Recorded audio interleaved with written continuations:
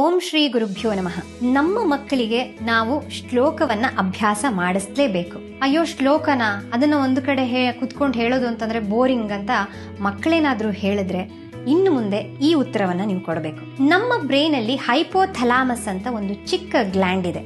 ಅದು ಇಡೀ endocrine system ಅನ್ನ ನಿಯಂತ್ರಣದಲ್ಲಿ ಇರಿಸಿಕೊಳ್ಳಬಲ್ಲಂತಹ ಒಂದು ಗ್ಲ್ಯಾಂಡ್.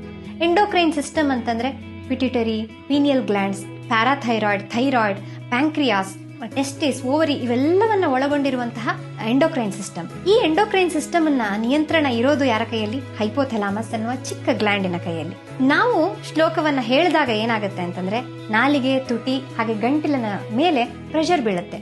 ಈ ಪ್ರೆಷರ್ ಈ ತರ ಬಿದ್ದಾಗ ಆ ಹೈಪೋಥಲಾಮಸ್ ಗ್ಲ್ಯಾಂಡ್ ಅನ್ನೋದು ಸ್ಟಿಮ್ಯುಲೇಟ್ ಆಗುತ್ತೆ. ಹಾಗಾಗಿಯೇ ಅದನ್ನ ಮಾಸ್ಟರ್ ಸ್ವಿಚ್ ಬೋರ್ಡ್ ಅಂತ ಕರೀತಾರೆ.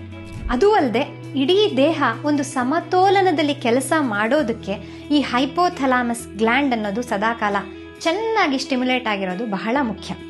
ಇದು ರೋಗ ನಿರೋಧಕ ಶಕ್ತಿಯನ್ನು ಕೂಡ ಹೆಚ್ಚು ಮಾಡುತ್ತೆ. ವಿದೇಶದ ವಿಶ್ವವಿದ್ಯಾನಿಲಯಗಳಲ್ಲಿ ಈ ಬಗ್ಗೆ ರಿಸರ್ಚ್ ಆಗುತ್ತೆ. ಆದರೆ ನಮ್ಮಲ್ಲಿ ನಮ್ಮ ಋಷಿ ಮುನಿಗಳು, ನಮ್ಮ ಸನಾತನ ಪರಂಪರೆ ಅನ್ನೋದು ಬಹಳ ಹಿಂದೆಯೇ ಇದನ್ನೆಲ್ಲವನ್ನ ಕೊಟ್ಟು ಬಿಟ್ಟಿದೆ. ನಾವು ಮಾಡಬೇಕಾಗಿರೋ ಕೆಲಸ ಏನು ಅಂತಂದ್ರೆ ಅದನ್ನ ಅನುಸರಣೆ ಮಾಡ್ತಾ ಹೋಗೋದಷ್ಟೇನೆ. ಇನ್ನು ಮುಂದೆ ನಮ್ಮ ಮನೆಗಳಲ್ಲಿ ನಮ್ಮ ಮಕ್ಕಳು ಶ್ಲೋಕವನ್ನ ನಿರಂತರವಾಗಿ ಹೇಳೋ ಹಾಗಾಗ್ಲಿ. ಯಾಕೆ ಅಂತ ಕೇಳಿದ್ರೆ ಈ ಉತ್ತರವನ್ನ ಖಂಡಿತ ಕೊಡ್ತಾರೆ.